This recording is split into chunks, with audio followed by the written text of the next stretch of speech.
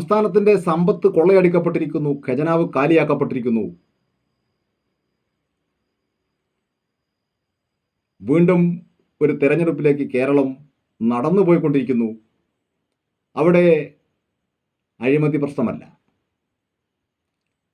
കാലിയാക്കപ്പെട്ട ഖജനാവിനെക്കുറിച്ച് ചർച്ചയില്ല.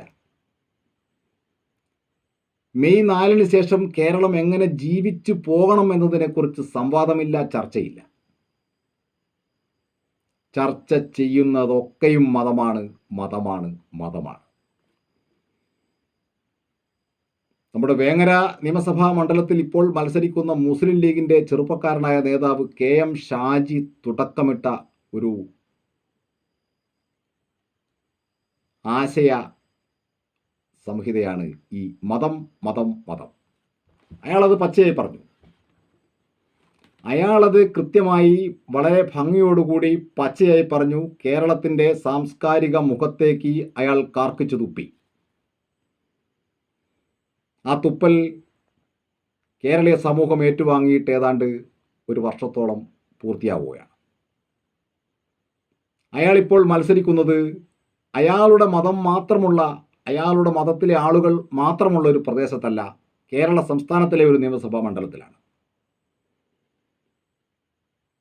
പച്ചയ്ക്ക് പരസ്യമായി മതമാണ് മതമാണ് മതമാണ് എൻ്റെ പ്രശ്നം, എൻ്റെ പ്രശ്നം എൻ്റെ സമുദായമാണ്.